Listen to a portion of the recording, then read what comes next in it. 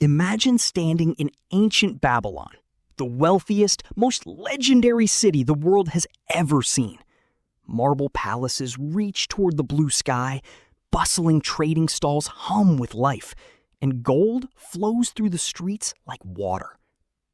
Now, look down at the dirt. There sits Bansar, a skilled chariot builder, completely broke. Beside him is Kobe, a talented musician who plays the lyre. Both men have worked with their hands for decades, grinding from sunrise to sunset. Yet, as they look into their empty leather pouches, they don't even have enough coins to buy a decent meal. Then Kobe turns to Bansar and says something that changes everything. If wealth is all around us, why are we the ones with empty hands? That single question unveils a truth that most people go their entire lives without realizing. Hard work alone will never make you rich.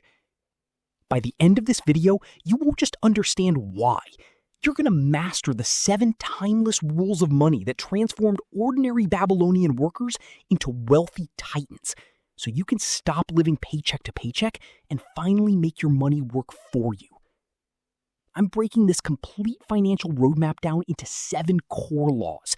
And make sure you stick around for law number 7, because it's the exact mindset shift that separates those who struggle forever from those who build permanent generational wealth. Let's go back to Bansar and Kobe. Desperate for answers, they decide to visit Arkad, the wealthiest man in all of Babylon. Arkad wasn't born rich, nor was he handed a royal inheritance. He started out as a humble scribe, earning pennies a day copying clay tablets.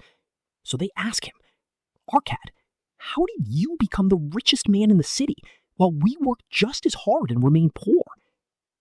Arkad smiles and reveals the foundational rule that sparked his vast empire.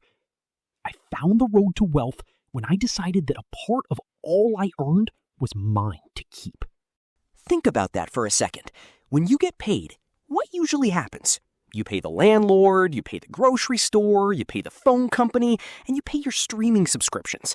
You're literally paying everyone else first and leaving yourself with whatever crumbs happen to be left at the end of the month.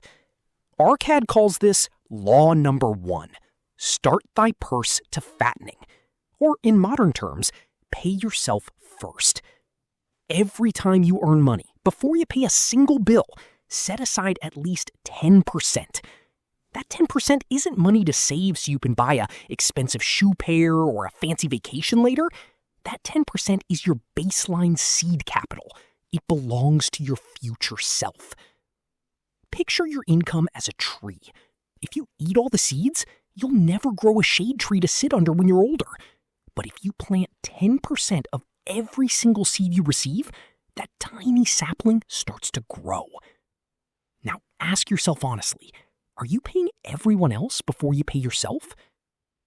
Once Arkad learned to keep 10%, he faced a massive problem that almost everyone struggles with today.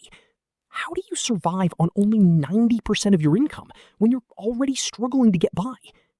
This brings us straight to law number 2, control thy expenditures. Arkad noticed something fascinating about human nature. Whether a man earned 1 gold coin a month or 50 gold coins a month, his purse was always empty at the end of 30 days. Why? Because of a trap we now call lifestyle creep. What we call necessary expenses will always grow to equal our income unless we actively push back against them. Think about your own life for a moment. Remember your very first job or allowance? You survived on a fraction of what you make today. Yet as your income grew, your phone got nicer, your apartment got bigger, and your coffee got more expensive. You felt like you needed those things, but did you? Arkad instructs us to audit our expenses with ruthless honesty. Divide your spending into absolute necessities and mere desires. If you want to build true wealth, your desires must wait until your money is making money for you. Here's the secret. Cutting back isn't about suffering or living a dull life. It's about trading short-term dopamine hits for long-term financial freedom. Now, Once your purse is starting to fatten and your expenses are under control, you face a new dynamic. 10% of your income sitting idly in a bank account won't make you wealthy. Cash sitting still actually loses purchasing power over time. That leads us to law number 3. Make thy gold multiply. Arcad tells the story of how he learned this the hard way. Early on, he saved up a small pile of gold coins, but instead of letting them sit in a wooden box, he invested them. He realized that every single coin you save is like a worker in your personal army. Every gold coin can work for you 24 hours a day, 7 days a week without complaining or taking a day off. And even better, the earnings that those gold coins generate will have their own little gold children. That's the ancient Babylonian definition of compound interest. Imagine planting a single dollar today. That dollar works and earns 10 cents. Now you have $1.10 working for you. Over time, that snowball effect turns a modest stream of savings into an unstoppable avalanche of cash flow. If this insight is landing for you right now, hit that like button. It lets me know to keep breaking down classic books just like this. Now, building an army of financial workers sounds amazing, right? But here's where most ambitious people lose everything they've worked so hard to save. Arcad learned this lesson through a painful disaster that nearly destroyed his future. When Arcad was young, he took his hard-earned savings and gave them to a brickmaker named Azuri. Azuri was traveling to a distant city and promised to buy rare jewels, bring them back, and sell them for a massive profit. Arcad thought he was going to get rich quick. Can you guess what happened? Azuri got scammed. The merchant sold him cheap glass beads that looked like jewels. Arcad lost every single coin he had spent an entire year saving. When Arcad told a wise elder about his loss, the elder laughed and said, "Why would you trust a brickmaker to buy jewels? Would you go to a baker to learn about the stars?" This brings us to law number 4. Guard thy treasures from loss. Before you hand your hard-earned money over to anyone, whether it's a stock tip from a friend, a crypto project promising fast returns, or a real estate deal that sounds too good to be true, ask yourself, does this person actually have a proven track record in this exact field? Protecting your principal capital is the first rule of investing. High returns mean nothing if the probability of losing everything is high. Seek counsel only from people who have achieved the actual results you want, not commentators who just talk about them. Once your money is safe and compounding, Arcad points out an essential physical foundation for long-term security. Law number 5, make of thy dwelling a profitable investment. In ancient Babylon, living under your own roof meant your heart was grounded. You weren't at the mercy of harsh landlords, and your family had a place of pride and safety. In modern terms, this doesn't necessarily mean buying a huge mansion. It means structuring your living situation so that your housing costs build equity or stability rather than just draining your net worth every month. When your home cost is stabilized, you can look forward toward the horizon. Life moves fast, and none of us stay young forever. This sets up law number 6, ensure a future income. Arcad warns that every person must prepare for 2 inevitable realities: the day you grow old and can no longer work, and the day you are no longer here to provide for your family. Building wealth isn't just about enjoying the present, it's about building a defensive fortress around your future. You must set up passive assets, investments, rental properties, index funds, or long-term holdings that will continue to drop income into your lap long after you've stepped away from active labor.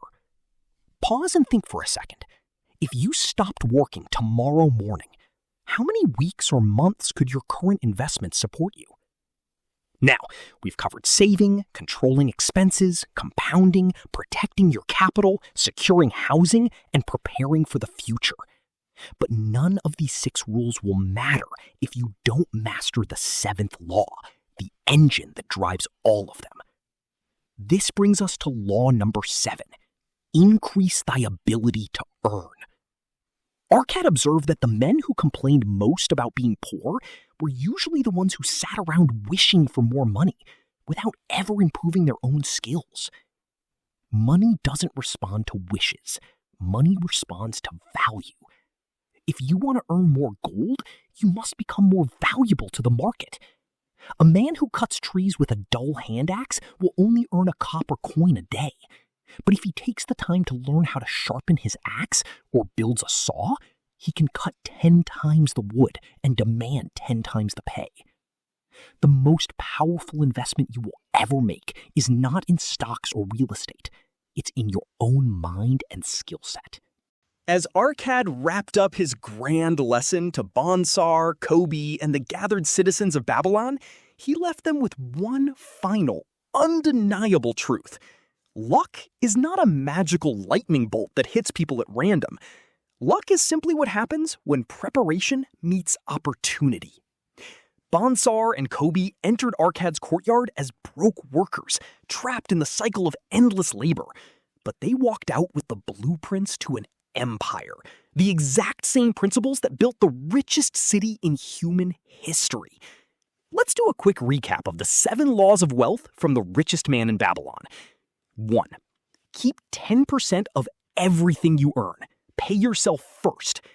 2. Control your spending. Don't let lifestyle creep swallow your raises. 3. Put your savings to work. Make every coin a worker that generates more income. 4.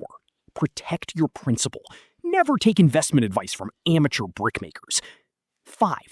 Own your home or secure your living costs to build stability. 6. Secure a future income to protect yourself and your family as you age. 7.